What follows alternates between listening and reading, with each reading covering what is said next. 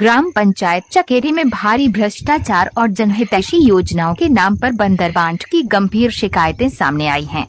ग्राम पंचायत के सरपंच कमल वसु ने तथा रोजगार सहायक राजपाल पर कार्यों भ्रष्टाचार करने व कार्यों में लेटलतीफी, फर्जी बिल, उदासीनता बरतने के आरोप हैं।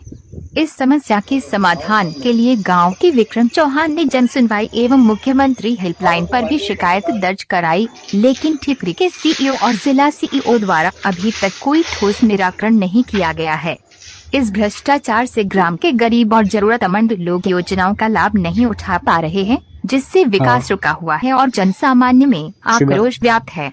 विक्रम चौहान के प्रयासों के बावजूद स्थानीय प्रशासन का रवैया नकारात्मक है, जिससे जनता को न्याय मिलने में देरी हो रही है। ये मामला न केवल ग्राम पंचायत की विश्वसनीयता को प्रभावित कर रहा है, बल्कि लोकतांत्रिक व्यवस्था और सरकारी योजनाओं के प्रति जनता का भरोसा भी कमजोर कर रहा है। प्रशासन से अनुरोध है कि इस शिकायत की गंभीरता को समझते हुए शीघ्र जांच कर दोषियों के विरुद्ध सख्त कार्रवाई करे, ताकि प्रदेश सरकार की जनहितैषी योजनाओं का सही लाभ जनता तक पहुंच सके। लेकिन आज तक कोई निराकरण नहीं हुआ है। क्या कहना चाहेंगे विक्रम जी? मैंने कम से कम 4-5 आवेदन दिए हैं, जन सुनवाई में दिए हैं, सीओ मैडम को, जनपद सीओ को दिए हैं, शायद 1-2 जिला पंचायत में दिए हैं, पर अभी तक कोई निराकरण नहीं निकला है। और सरपंच सचिव को पूर्ण संरक्षण दे रहे जनपद पंचायत सीओ। आप सरपंच सचिव को छोड़ देना चाहिए, जनपद पंचायत सीओ के ऊपर धकेल कसना चाहिए कि एक ग्राम पंचायत में इतना भ्रष्टाचार हुआ है। और मैंने इसकी शिकायतें की है। कभी एक जांच के नाम पे एक अधिकारी तो आ जाता, कम से कम देखता तो सही कि वास्तव में ग्रामीणों के साथ हो क्या रहा है, कैसा भ्रष्टाचार हो रहा है। पानी के नाम पे अलग पैसा निकाला जा रहा है, तो निर्माण के नाम पे भ्रष्टाचार हो रहा है। मैंने कई और मैंने प्रमाण सहित शिकायतें करी है। सीओ मैडम सुनने तक को तैयार नहीं है। तो कितनी शिकायतें हो चुकी है अभी तक? मेरी सीएम हेल्पलाइन पे है कम से कम 8-9 शिकायत। उनको सबको अपने अपने हिसाब से मर्ज करके केवल 2 बता रहे हैं। क्यों? क्योंकि कलेक्टर साहब का भी प्रेशर रहता है इनके ऊपर। इतनी शिकायत है, क्या बंदा झूठ तो नहीं बोल रहा? अरे मैं झूठ बोलता हूँ मेरे को जेल में डाल दिए, मेरे को जेल भेजे ना, मैं जेल जाने को तैयार हूँ अगर मैं झूठा निकलूँ तो। सीओ मैडम इतना संरक्षण किस आधार पे दे रहे हैं? करीबन कितने लाखों के यहाँ पे निर्माण कार्य चल, जिस पर भ्रष्टाचार की आशंका है आपको? अरे यहाँ तो 2022 लगा, 2025 के जितने निर्माण है गिने चुने जैसे होंगे जिनमें भ्रष्टाचार की कोई सीमा नहीं होगी, बाकी सब में सीमा पार कर चुके हैं ये लोग।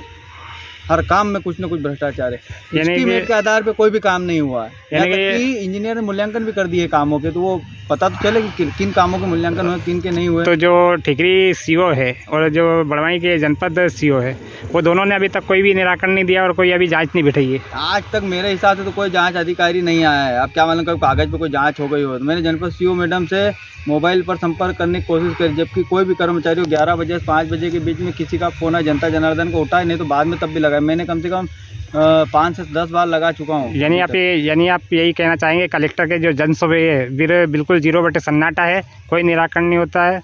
और कलेक्टर साहब ने कहा था इनको तुरंत निराकरण किया जाए, लेकिन ये अधिकारी कोई जांच नहीं कर रहे। कोई नहीं, सीओ जनपद ध्यान ही नहीं दे रहे हैं, बेवकूफ़ समझ रहे हैं मेरे को। और जैसे कि पहले आपने जानकारी में बताया कि जैसे कि सीएम हेल्पलाइन अगर यदि कोई लगाता है, कोई भी चीज़ होती है, तो दबाव दे के उसको बंद करवाने की कोशिश की जाती है इन लोगों के द्वारा।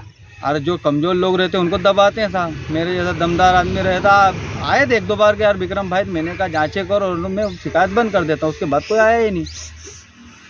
तो कुल मिला के जनपद, यानी आप शासन से ये चाहते हो कि आपकी जो भी कार्रवाई आपने जो भी करी है उस पर जल्द से जल्द निराकरण निष्पक्ष जांच करी जाए। क्या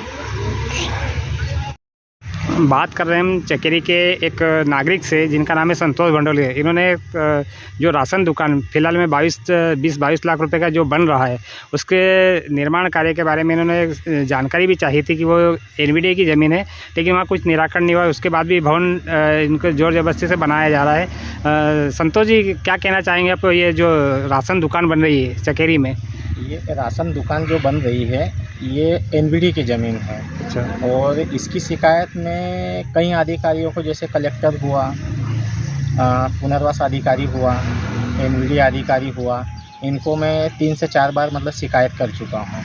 लेकिन इनको अवैध निर्माण को रोकने के लिए और अवैध निर्माण हटाने के लिए मतलब कई बार अधिकारियों को सूचित कर चुका हूँ, लेकिन उसकी तरफ कोई अभी ध्यान नहीं दे रहे हैं। हाँ, उसके बाद भी अभी राशन दुकान जो बन रही है, क्या कहना चाहेंगे इसके बारे में? ये गलत है। इसको शासन ने मतलब जांच करके और जो अवैध निर्माण है उसको रोक करके उसको हटाना चाहिए। ये एनवीडी की ज़मीन पे जो राशन दुकान बन रही है, हाँ, एनवीडी की ज़मीन पर बन रही है।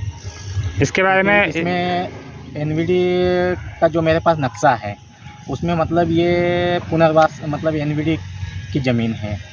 एनवीडी की ज़मीन पे मतलब ग्राम पंचायत चकेरी वाले मतलब कंट्रोल बना रहे हैं, पीडीएस बना रहे हैं। ये किन्होंने इस ज़मीन का आवंटन के बारे में आवेदन दिया होगा, ये आपको कुछ जानकारी है? सहायक आयुक्त में क्या नाम है उनका? सावले जी।